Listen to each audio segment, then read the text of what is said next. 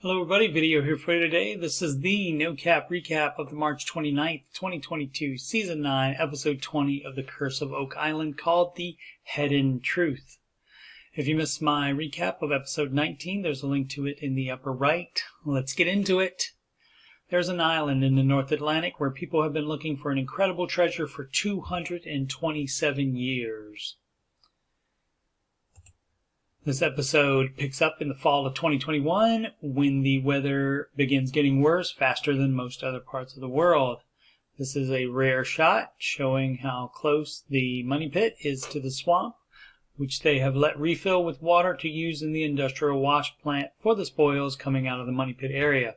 They are not allowed to use seawater for that. The team is digging the third of four planned 10-foot wide shafts for the 2021 year. They are almost in the exact center of the 1965 Dunfield 100-foot wide, 134-foot deep dig that he was forced to give up on after flooding and cave-ins as he was getting close to the reported depth of the chapel vault. The DH-82 shaft encompasses the F4 borehole, which showed significant amounts of gold and silver via water samples taken from the 100-foot level, which is now being reached. The next hammer grab bucket brings up this timber, which is determined to be axe-hewn, which indicates age. Meanwhile, Marty Lagina and Craig Tester meet with blacksmith Carmen Legg in the Oak Island Research Center, who has traveled to the island to look at some recent metal finds from Lot 8 shown here. It's right there, where they found the magnetometer hit, right there in recent episode. The team is awaiting a permit to dig with heavy machinery since tomography scans have shown large amounts of metal underground.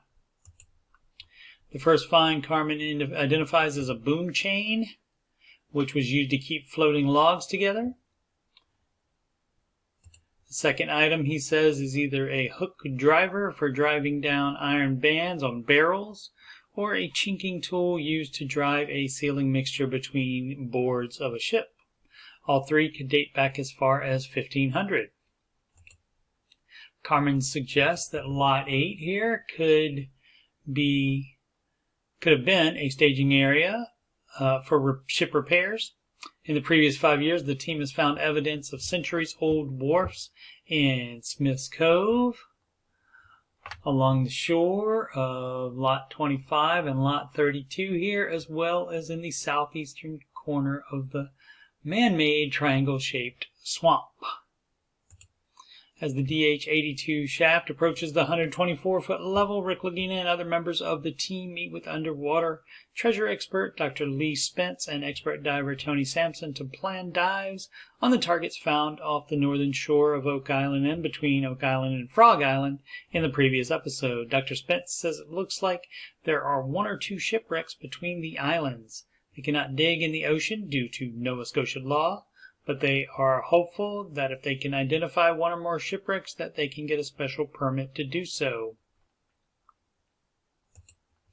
While preparations for the dive begins back at the money pit, the DH-82 shaft is at the 139-foot level, which is further than Robert Dunfield was able to get, and is close to the reported 140-foot level of the chapel vault.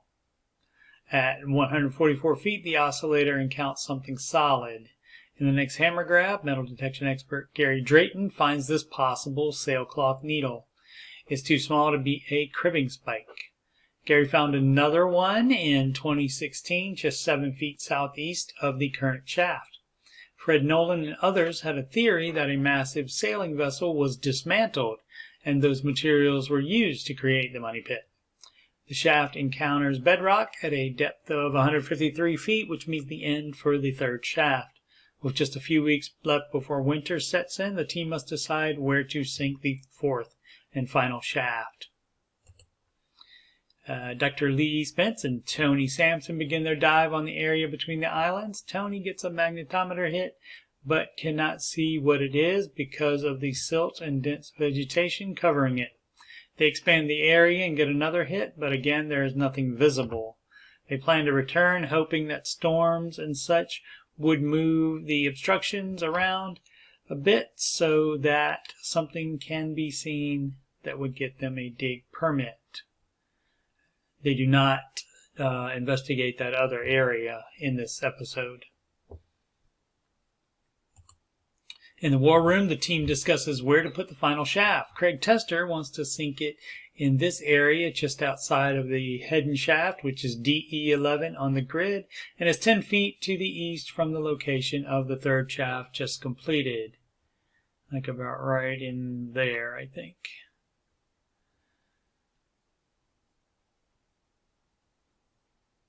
There was also evidence of gold according to water testing in that area. In 1940, Irwin Hamilton built a 6 by 6 foot shaft extension of the Hedden shaft dug in 1937. He got to 170 feet before abandoning the hole.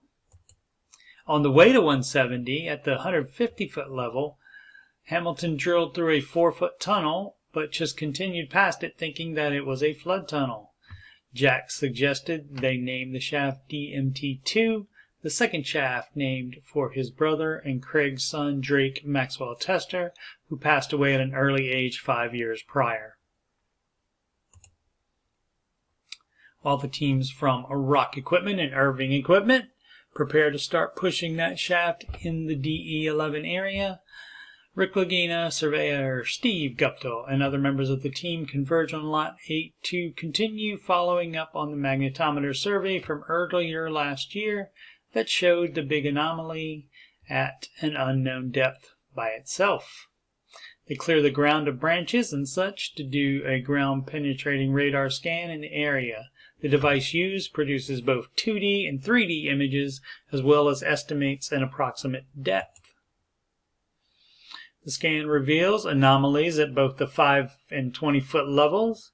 Historical records do not indicate that a shelter or anything else was ever built here. The lower anomaly is square-shaped, and the ground has a clear square-shaped depression. The team believes there could be a shaft there. They hope that the added data will be enough to acquire a permit to dig. At the DMT-2 shaft location that is 6 feet down, Dr. Ian Spooner says they will be conducting water tests on new samples that come up as the hole spoils are brought out of the shaft. Rick Lagina mentions that they know Hamilton found wood at the 150-foot level. Next time on an all-new The Curse of Oak Island episode called A Lot of Secrets. After having apparently gotten that permit to dig on Lot 8, the team finds a layer of rock similar to the paved area in the eye of the swamp found a few years ago. Marty says it looks clearly man-made.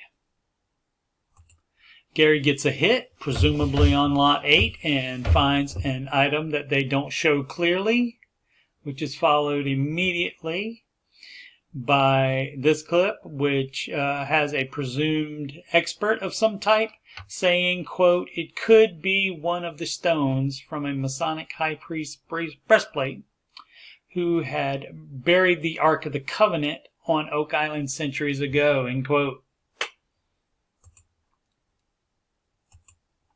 The hammer grab pulls out this big piece of something, and Marty says, quote, "The vault, we're about 30 feet above it right now." The synopsis of that episode, A Lot of Secrets, reads as follows. A new theory suggests Lot 8 may be hiding one of the most sought-after missing religious artifacts in history. And that would totally be crazy, wouldn't it?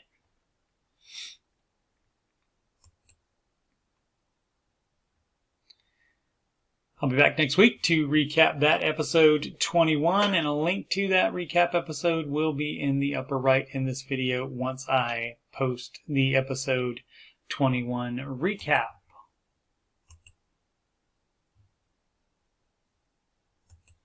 Alright, missing one of my pictures. I don't know how that happened. Alright. I am Coach Steve Money. And if you got money problems or just want to make sure you're on the right track, you can schedule a free financial coaching consultation assessment with me at calendly.com/CoachSteveMoney. The link is also in the video description. I am a Ramsey Solutions certified financial coach. That is Dave Ramsey's company. Email me about coaching or anything else on my YouTube channel or anything else that's on your mind, CoachSteveMoney@gmail.com. Channel donations can go to paypal.me/CoachSteveMoney. You can add me on the Grom at CoachSteveMoney. That's Instagram. And of course, this YouTube channel is youtube.com/CoachSteveMoney. Thank you so much for your support. Please subscribe, like, and comment. Thank you so much.